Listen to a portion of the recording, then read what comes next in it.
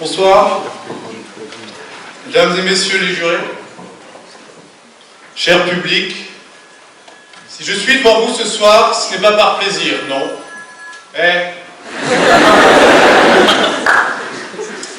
Si je suis devant vous ce soir, ça n'est pas par plaisir, non. Le cœur serré, la gorge nouée, les mains qui tremblent, la goutte au nez, et faisant de l'hyperhydration, plus connue sous le nom de transpiration excessive. Mais ces phénomènes ne sont pas dus à vous qui êtes devant moi. Non, à vrai dire, vous m'êtes autant indifférent que le serait un cadre de chez PSA Peugeot ou de Florange avec ses salariés. Non, si je suis ici, et ce qui m'émeut, et je précise pour ceux qui ont fait un bac STG qu'émeut ne vient pas du verbe émeute,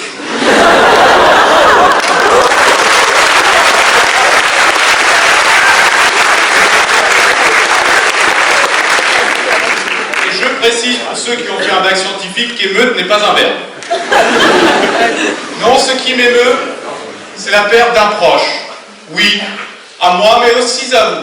Vous ne le saviez peut-être pas, mais le 21 janvier dernier, l'Assemblée nationale a voté un amendement pour la suppression du terme bon père de famille dans le Code civil. Oui, oui. Sous la pression des députés d'Europe Écologie Les Verts. Il n'y a rien qui vous choque. Il y a des députés d'Europe Écologie Les Verts.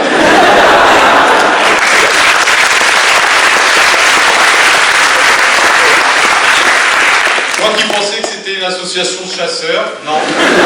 De quoi ils se sont mêlés? Il n'y a pas d'autre problème. La pollution à Paris. Et après pour ces connards des Parisiens. Sortir du nucléaire, c'est trop dur. Comme vous le voyez, j'imite très mal Eva Joly et l'accent norvégien.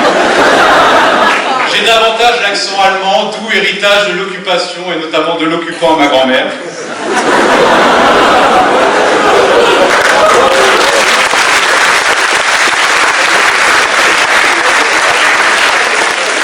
Humour, on ne mange pas de ce pain-là chez les Leroy. D'ailleurs, en parlant d'allemand en France, Schumacher, si tu me regardes. De quoi ils se sont mêlés, ces écoles? Aujourd'hui, vous tous êtes orphelins du bon père de famille, ce qui, par conséquent, fait de nous des frères et sœurs. Ce qui, par conséquent, amène cet amphithéâtre à un taux de consanguinité au moins égal à celui du Nord-Pas-de-Calais.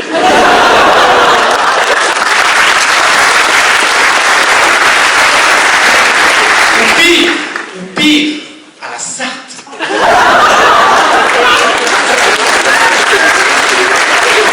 À l'image de Sylvain Davière ou d'Alberto Scotti. Vous le verrez, c'est pas joli la Sarthe. Alors tous ensemble, aujourd'hui, mes frères et sœurs, nous allons commémorer le bon père de famille. Alléluia, mes frères et sœurs, avec moi. Alléluia. Alléluia. Alléluia. Alléluia.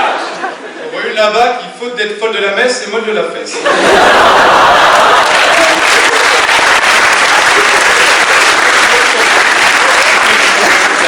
Alors, qui de mieux pour commémorer le bon père de famille? Je vais faire intervenir 2 tierces personnes. Vous les avez peut-être déjà croisées, moi elles ne me quittent jamais. Ce sont ces 2 voix qui résonnent dans ma tête lorsque je n'ai pas pris mes cachets contre la schizophrénie.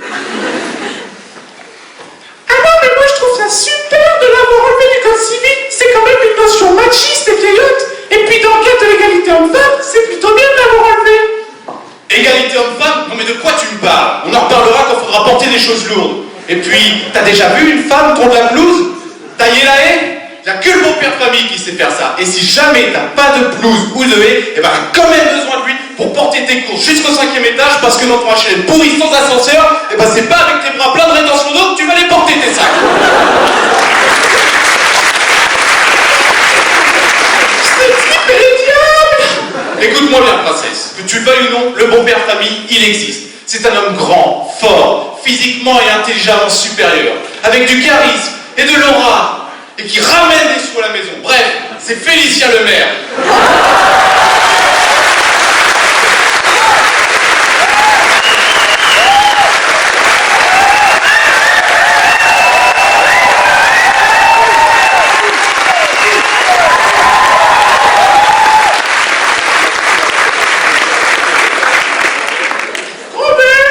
La démocratie, je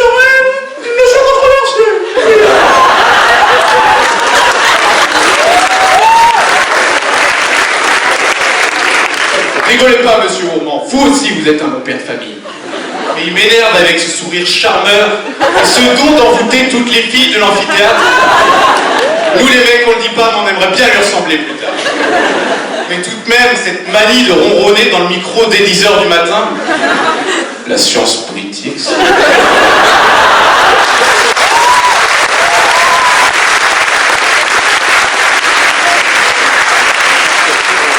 Alors mes amis, j'ai ici une pétition que vous allez tous me faire le plaisir de signer pour qu'on réintroduise le bon père de famille dans le code civil. Ah mais tu te rends pas compte que c'est une notion dépassée? Et dans les couples homo de 2 hommes ou de 2 femmes, ils font comment?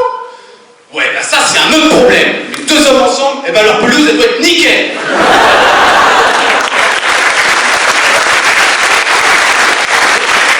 Comme vous le voyez, j'ai subi un traumatisme dans mon enfance concernant l'entretien de la pelouse. Non mais tu te rends pas compte que c'est une notion dépassée? Et puis c'est pas parce que tu portes des choses lourdes et toi la blouse que ça fait de toi un bon père de famille? Ah ouais? Et qui est-ce qui découpe le roast beef et le poulet tous les dimanches midi devant Walker Texas Ranger, hein? Y'a que le bon père de famille qui sait faire ça. Comment en 2014 des personnes peuvent encore penser ça? Non mais alors, on n'est plus au Moyen-Âge. Et puis, le bon père de famille, ça renvoie à la domination sociale, culturelle et symbolique de l'homme sur la femme. Je le sais, je l'ai lu dans Marie-Claire. Phallocrate, pas. Pour ceux qui n'auraient toujours pas saisi le sujet, phallocrate désigne la domination de l'homme sur la femme. Ce courant de pensée a dominé durant tout le... non, en fait, on a toujours pensé ça. Sauf chez les Amazones. Ouais, en même temps, les Amazones, des femmes avec un sein, c'est comme jouer au foot avec un unijambiste.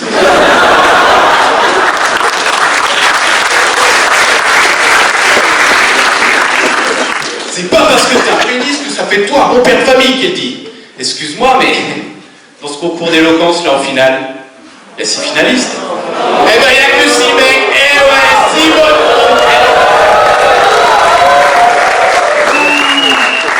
Mais surtout que t'as rien compris. La notion de bon père de famille, ça renvoie au raisonnable, ce que ferait le commun des hommes. Des hommes? Parce que t'as déjà vu une femme raisonnable aux Galeries Lafayette, ou pendant les soldes, ou devant un film de Ryan Gosling? Non, il n'y a que les hommes. Mes amis, revenons à la réalité. Le bon père de famille, phallocratie ou réalité? Bien évidemment que le bon père de famille est une notion dépassée, incarnant un pater familial. Ouais, c'est chiant, c'est marrant. Incarnant c'est plutôt une idée, une conception dont nous avons tous besoin, tel un phare dans la nuit. C'est le raisonnable, le bien commun. Il ne doit pas, paradoxalement, avoir de sexe, de couleur ou de religion, comme ça pouvait l'être pour les fondateurs du Code civil. Ah mais oui, c'est ça, épouse-moi Maxime, t'es merveilleux. Mais non, tout le monde devrait penser comme ça dans notre société actuelle. Je suis juste un homme moderne dont la blouse taille la haie, mais fait aussi le ménage, le repassage, la cuisine, les massages. Mon numéro est 06 38 39 Et puis le bon père de famille, ça peut être vous, ça peut être moi. Bon, pas toi, tu seras jamais père, à fumer un paquet par jour, t'es devenu stérile.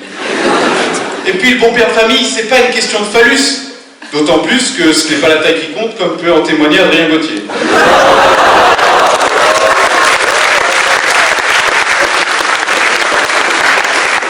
Alors une dernière fois, le bon père de famille, phallocratie ou réalité?